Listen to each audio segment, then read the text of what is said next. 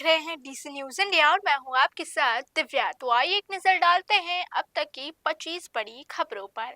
तो 25 बड़ी खबरों में सबसे पहले बात करेंगे इंडिगो की। इंडिगो के 1000 से ज्यादा उड़ानें रद्द होने के मामले में दायर जनहित याचिका पर सुप्रीम कोर्ट में आज 8 दिसंबर को सुनवाई होनी है। याचिकाकर्ता और सुप्रीम कोर्ट के वकील नरेंद्र मिश्रा ने पूरे संकट पर स्वतः संज्ञान लेने और तुरंत हस्तक्षेप की मांग की है। उन्होंने कहा, अचानक रद्दीकरण से यात्रियों को भारी मानवीय संकट झेलना पड़ रहा है। याचिका में वैकल्पिक यात्रा मुआवजा और एफडीटीएल नियमों के गलत बताते हुए जांच की मांग की गई है। वकील मिश्रा ने कहा कि 6 दिसंबर को सीधे सीजीआई सूर्यकांत के आवास जाकर इस मामले में तत्काल सुनवाई की गुहार लगाई थी। सीजीआई के कार्यालय में याचिका देखने के बाद स्टाफ को निर्देश दिए गए और आज इसे सूचीबद्ध किया गया। याचिका का कहना है कि ये स्थिति यात्रियों के अनुच्छेद 100 मौलिक अधिकार का उल्लंघन करती है। देश भर के एयरपोर्ट पर फंसे यात्रियों की परेशानियां लगातार बढ़ती जा रही है। इंडिगो ने आंतरिक तकनीकी और स्टाफ से जुड़े मसलों की जिम्मेदार ठहराया गया है। सुप्रीम कोर्ट से उम्मीद है कि वह इस मामले में राहत से जुड़े दिशा निर्देश जारी कर सकता है।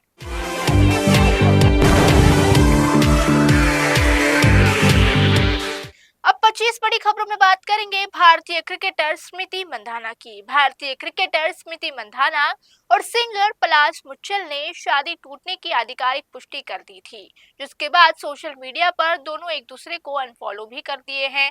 एक्स कपल ने ब्रेकअप की वजह बताने से इनकार किया है, लेकिन ऑनलाइन प्लेटफॉर्म पर सिंगल पर लगाए जा रहे चैटिंग के आरोपों पर पलाश ने कानूनी कार्रवाई की चेतावनी दी है। दोनों ने अपने अपने सोशल मीडिया हैंडल से एक दूसरे के साथ किए गए पोस्ट हटाने शुरू कर दिए हैं।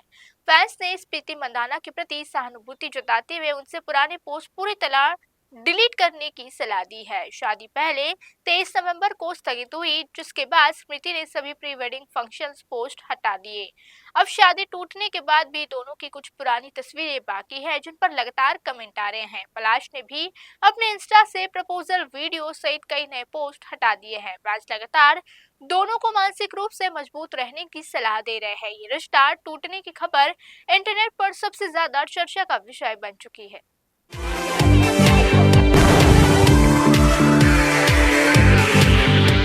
अब 25 बड़ी खबरों में बात करेंगे गोवा की। गोवा के अल्पुरा स्थित पर्च बाय मिलो लेन नाइट क्लब में लगी भीषण आग में 25 लोगों की मौत ने पूरे देश को हिलाकर रख दिया। हादसे की शुरुआत रात 11:15 बजे कथित तौर पर पानोगंज से नकली चिंगारी से हुई, जिसने लकड़ी की छत को तेज से अपनी चपेट में ले लिया। दमकल टीम के सकारे रस्तों और छोटे दरवाजों के कारण क्लब में प्रवेश करने में भारी दिक्कतों का सामना करना पड़ा, जिसकी वजह से कई पीड़ित परिवार बाहर नहीं निकल पाए। मरने वालों में 20 कर्मचारी और 5 पर्यटक शामिल थे, जिनमें से 4 दिल्ली के थे और कुछ नेपाली नागरिक थे। पुलिस ने इस हादसे में क्लब मैनेजमेंट से जुड़े 4 लोगों को गिरफ्तार किया है और क्लब मालिकों के खिलाफ एफआईआर भी दर्ज की है। मुख्यमंत्री प्रमोद सावंत ने मृतकों के परिजनों को 5-5 लाख रुपए देने और घायलों को 50-50 हजार रुपए देने की ऐलान किया है। प्रधानमंत्री मोदी ने प्रभावित परिवारों के लिए राहत राशि की घोषणा की है। फॉरेंसिक टीम, पुलिस और डीएसपी संयुक्त जांच समिति बनाई गई है। सरकार ने एक हफ्ते में रिपोर्ट पेश करने के आदेश दिए हैं। घटना ने गोवा की नाइट लाइफ सुरक्षा पर गंभीर सवाल खड़े कर दिए हैं।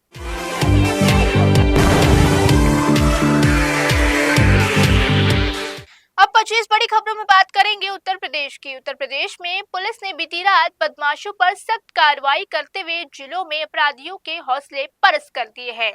लखनऊ के मोहनलाल तंजगंज में एंटी नारकोटिक्स टास्क फोर्स ने एक मुठभेड़ में 50,000 इनामी गैंगस्टर पंकज त्रिपाठी को गोली लगने के बाद गिरफ्तार किया, जबकि उसका साथी नरेंद्र भी पकड़ा गया। मेरठ में एक हिस्ट्री चीटर ढेर कर दिया गया। वहीं प्रतापगढ़ में पशु तस्कर पुलिस से कार्रवाई में घायल हुआ। सुल्तानपुर में हत्या के आरोपियों को घेराबंदी में पकड़ने के बाद पुलिस का पलड़ा भारी रहा। इन कार्रवाइयों ने एक बार फिर यूपी पुलिस के एनकाउंटर स्टाइल को सुर्खियों में ला दिया है। अधिकारियों का दावा है कि अपराधियों के लिए प्रदेश में कोई जगह नहीं है। कई जिलों में बदमाशों पर दबिश जारी है और चोरी, तस्करी व हत्या मामलों में तेजी से कार्रवाई की जा रही है। पुलिस ने सभी गिरफ्तारी और जब्त हथियारों की जानकारी जारी की है। योगी सरकार ने कहा कि कानून व्यवस्था पर किसी तरह की अनदेखी नहीं की जाएगी।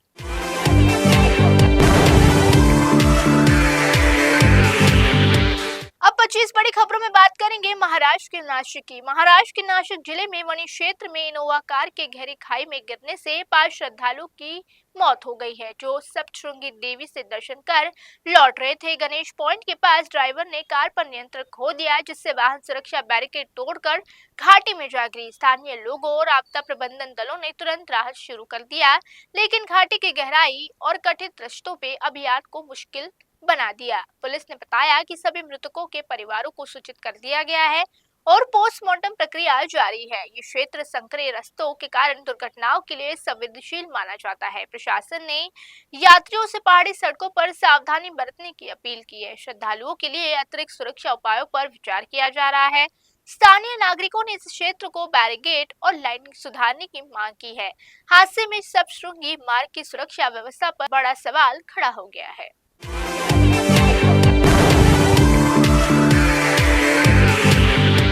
अब 25 बड़ी खबरों में बात करेंगे दिल्ली की। दिल्ली की हवा एक बार फिर बेहद खराब श्रेणी में पहुंच गई है, जहां सुबह से हो रही शहर के अधिकतर इलाकों में जहरीले स्मॉग की मोटी परत छाई।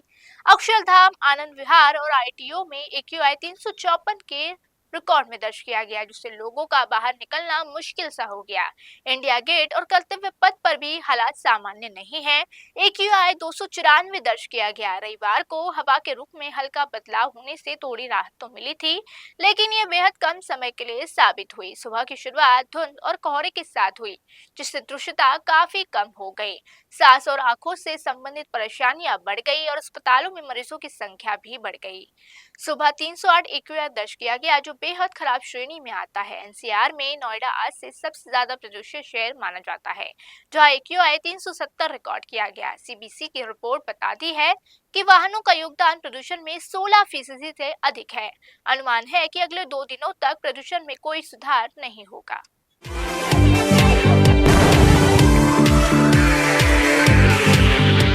अब 25 बड़ी खबरों में बात करेंगे अमेरिकी राष्ट्रपति डोनाल्ड ट्रंप की। अमेरिकी राष्ट्रपति डोनाल्ड ट्रंप ने रूस यूक्रेन युद्ध को लेकर बड़ा बयान दिया है। दावा किया है कि वो दुनिया भर में अब तक 8 युद्ध खत्म कर चुके हैं। ट्रंप ने कहा, उन्हें लगता है कि रूस यूक्रेन युद्ध को समाप्त कराना आसान होगा, लेकिन स्थिति जटिल बनती जा रही है। उन्होंने बताया कि वो लगातार पुतिन और जेलेंस्की दोनों से ही बात कर रहे हैं, ताकि किसी भी समझौते पर पहुंचा जा सके, लेकिन उनकी शिकायत है कि यूक्रेन राष्ट्रपति जेलेंस्की अब तक प्रस्ताव से ठीक पढ़ नहीं पाए। और ट्रंप ने यह भी कहा कि रूस उनके प्रस्ताव से संतुष्ट है, लेकिन यूक्रेन की तरफ से सकारात्मक प्रतिक्रिया अब तक नहीं मिली है। इस बीच रूस द्वारा यूक्रेन पर लगातार मिसाइलें और ड्रोन हमलों की खबरें सामने आती रही है। यूक्रेन के शहर क्रेमलिन ने बड़े पैमाने पर बमबारी हुई। रूस ने दावा किया कि उसने 77 यूक्रेनी ड्रोन मार गिराए और युद्ध में शांति का रास्ता अभी भी दूर दिखाई दे रहा है।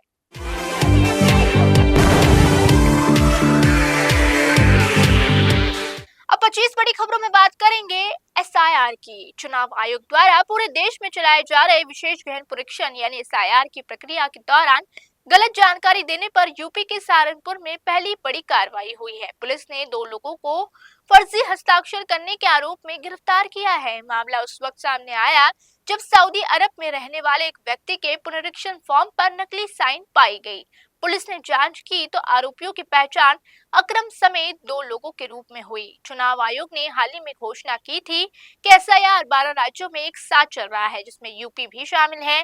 आयोग के निर्देश के अनुसार 4 दिसंबर तक गणना चरण चालू रहेगी और 9 दिसंबर को ड्राफ्ट वोटर लिस्ट जारी होगी। इसके बाद दावे और आपत्तियों की प्रक्रिया जनवरी 2026 तक चलेगी। सहारनपुर पुलिस ने अब तक इसे पूरे प्रकरण की गहराई से जांच की है।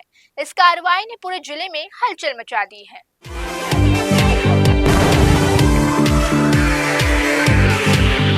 अब 25 बड़ी खबरों में बात करेंगे फिल्म निदेशक विक्रम भट्ट की। फिल्म निदेशक विक्रम भट्ट और उनकी पत्नी श्वेता बरी भट्ट को रविवार को मुंबई और राजस्थान पुलिस की संयुक्त टीम ने गिरफ्तार किया। दोनों को मुंबई में यारी रोड स्थित एक अपार्टमेंट से पकड़ा गया, जो उनकी साली का घर बताया जाता है। उदयपुर पुलिस ने उन्हें ट्रांजिट रिमांड के लिए बांद्रा कोर्ट में पेश किया। पूरा मामला उदयपुर के उद्योगपति डॉक्टर अजय मुंडिया की शिकायत से जुड़ा है, जिन्होंने 30 करोड़ रुपए की धोखाधड़ी का आरोप लगाया।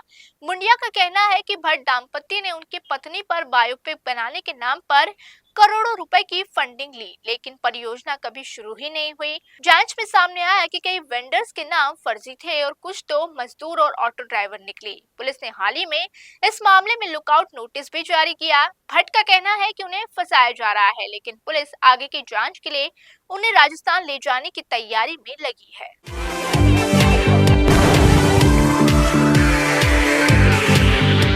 अब 25 बड़ी खबरों में बात करेंगे धुले की। महाराष्ट्र के धुले जिले के शिरपुर तालुका में पुलिस ने नशा माफियों के खिलाफ बड़ी कार्रवाई करते हुए जंगलों में चल रही अवैध गांजा खेती को नष्ट कर दिया गया है। ये कार्रवाई जन पानी क्षेत्र के बेहद दुर्गम इलाकों में की गई, जहां करीब 1 करोड़ रुपए से अधिक मूल्य के गांजे के पौधे को उगाए जा रहे थे। पुलिस निरीक्षक जयपाल हीरे के गुप्त सूचना मिली थी, जिसके बाद वन विभाग और कार्यकारी दंडकारी अधिकारी उपस्थित में ये ऑपरेशन चलाया गया। पहाड़ी इलाकों के कारण गांजे को बाहर लाना मुश्किल था, इसलिए पुलिस ने मौके पर ही पौधे को जलाकर नष्ट कर दिया। पहले स्थान पर 40,000 स्क्वायर फीट में उगाए गए 42 लाख रुपए के गांजे को जला दिया गया, जबकि दूसरी जगह 1,276 किलो गांजे बरामद हुए, जिसकी कीमत 63 लाख रुपए बताई जाती है। पुलिस ने कुल 2,125 किलो गांजा नष्ट किया और आरोपियों की तलाश उस मामले में जारी है।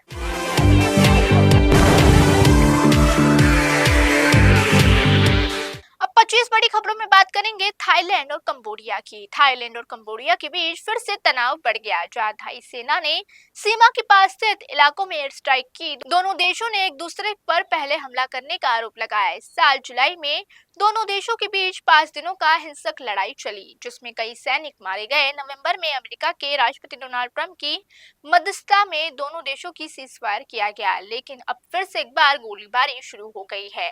थाई सेना ने प्रवक्ता मेजर जनरल विद्यांशी सुवारी ने दावा किया कि कंबोडिया ने पहले हमला किया।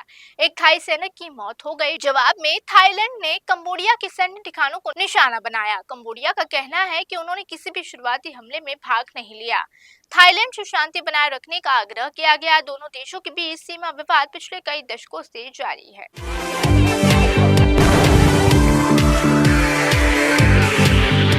अब 25 बड़ी खबरों में बात करेंगे एर्कुलम डिस्ट्रिक्ट सेशन कोर्ट की। एर्कुलम डिस्ट्रिक्ट सेशन कोर्ट आज केरल में 2017 के इस चर्चित घटना का फैसला सुनाएगा। इस केस में अभिनेता दिलीप मुख्य आरोपियों में से एक माने जाते हैं। घटना तब हुई थी जब पीड़िता फिल्म शूटिंग के लिए त्रिशूर से कोची जा रही थी।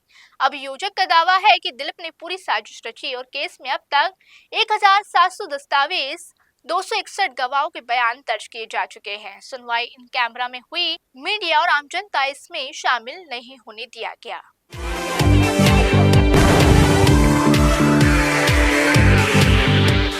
अब 25 बड़ी खबरों में बात करेंगे पटना की। बिहार के पटना में अगले साल नवंबर से प्रमुख नालों का सीवेज पानी बिना उपचार गंगा में नहीं छोड़ा जाएगा। दीघा में 100 MLT की क्षमता वाली एसटीपी बन रही है। दिसंबर के अंत तक इसे 55 MLT क्षमता तक पहुंचाने की योजना है और कंकड़बाग और अन्य एसटीपी संचालन से गंगा और पुनम नदी के प्रदूषण में सुधार की उम्मीद जताई जा रही है। ये प्लांट खुद की बिजली से चलेंगे और पर्यावरण संरक्षण के लिए एक अहम योगदान माना जा रहा है।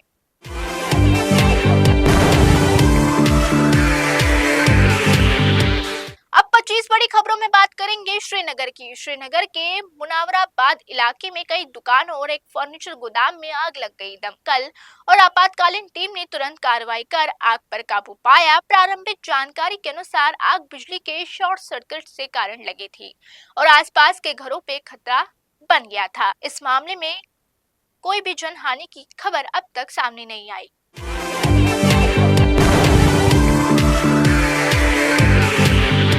अब 25 बड़ी खबरों में बात करेंगे ब्यावर जिलाध्यक्ष इशिका जैन की। ब्यावर जिलाध्यक्ष इशिका जैन की पिस्टल पकड़े फोटो सोशल मीडिया पर आग की तरह वायरल हो रही है। जांच में सामने आया कि ये फोटो किसी फिल्म के पोस्टर की थी जिसमें इशिका ने भूमिका निभाई। सोशल मीडिया पर यह गलतफहमी फैल गई थी। इस मामले में कोई भी आधिकारिक ऐलान इशिका जैन की तरफ से नहीं किया गया।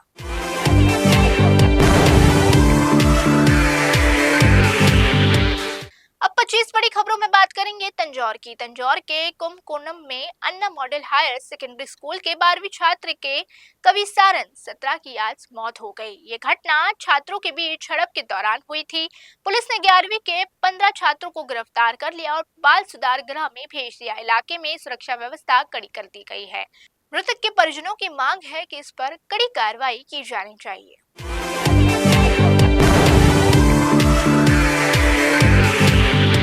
अब 25 बड़ी खबरों में बात करेंगे मुख्यमंत्री देवेंद्र फडणवीस की। महाराष्ट्र के मुख्यमंत्री देवेंद्र फडणवीस ने लाडली बहन योजना को लेकर बड़ा बयान दिया है। उन्होंने कहा, योजना की राशि बढ़ाने का निर्णय उचित समय पर लिया जाएगा।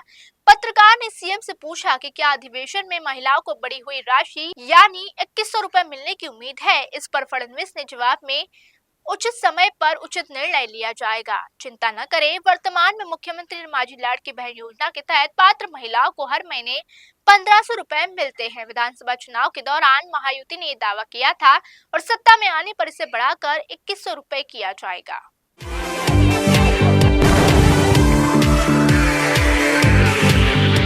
अब 25 बड़ी खबरों में बात करेंगे नागपुर की। नागपुर में सत्र की पूर्व संध्या पर आयोजित टी पार्टी में विपक्ष ने हिस्सा नहीं लिया।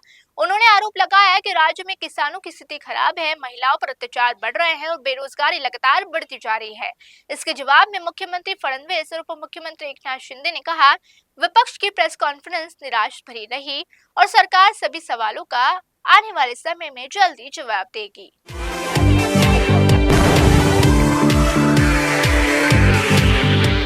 अब 25 बड़ी खबरों में बात करेंगे हैदराबाद की। हैदराबाद के राजीव गांधी एयरपोर्ट पर सोमवार को 3 विमानों को बम से उड़ाने की धमकी मिली है। इंडिगो की फ्लाइट XE7178 लुवेंता LH752 और ब्रिटिश एयरवेज की लंदन हैदराबाद फ्लाइट को खतरा बताया गया। सभी विमानों ने सुरक्षित लैंडिंग की। एयरपोर्ट पर इस मामले में हाई अलर्ट और सुरक्षा की जांच जारी है। इंडिगो की हाल की फ्लाइट संकट के कारण हजारों फ्लाइटें रद्द हो गई है और जिससे यात्री बेहद परेशान है।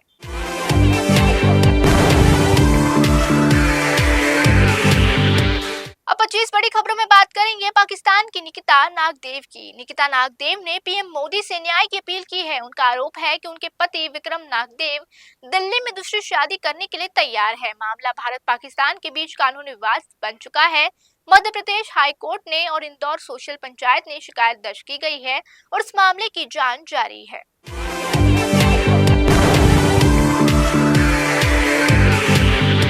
अब 25 बड़ी खबरों में बात करेंगे मुख्यमंत्री योगी आदित्यनाथ की। मुख्यमंत्री योगी आदित्यनाथ ने रोहिंग्या और बांग्लादेशी घुसपैठियों के खिलाफ डिटेंशन सेंटर और सूची बनाने के निर्देश दिए हैं। जनता से सतर्क रहने की अपील भी की गई है। प्रदेश में सुरक्षा और सामाजिक संतुलन बनाए रखने के लिए प्रशासन सक्रिय है।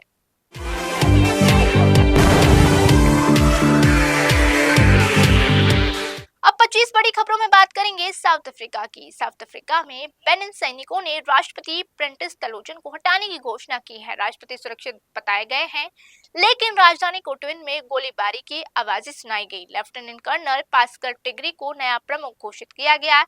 पिछले वर्षों से पश्चिमी अफ्रीका में कई तख्तापलट हो चुके हैं।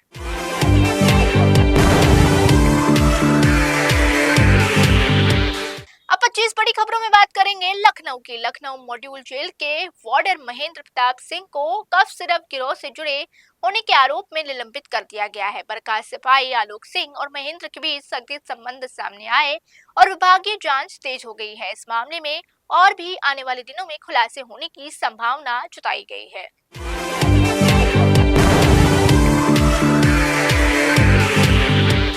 अब 25 बड़ी खबरों में बात करेंगे कर्नाटक के उप मुख्यमंत्री डीके शिव कुमार की। कर्नाटक के उप मुख्यमंत्री डीके शिव कुमार ने चिन्नास्वामी स्टेडियम में आईपीएल 2026 मैचों की आयोजन की पुष्टि की है। पिछले सीजन की सुरक्षा और भीड़ प्रबंधन के सवालों के बावजूद स्टेडियम में बेंगलुरु का होम ग्राउंड माना गया है और डीके शिव कुमार ने कहा कि चिन्नास्वामी स्टेडियम में ही मैच होंगे। कर्नाटक की शान चिन्नास्वामी स्टेडियम है।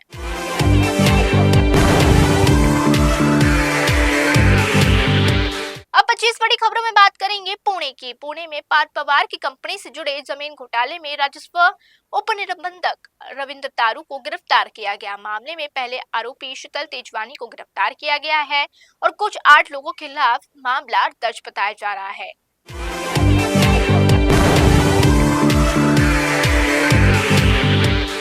तो ये थी अब तक की 25 बड़ी खबरें। देश और दुनिया की ऐसी बड़ी खबरों के लिए जुड़े रहिए डीसी न्यूज इंडिया के साथ। अभी के लिए बस इतना ही, रुकते एक ब्रेक के लिए, कहीं मत जाइए।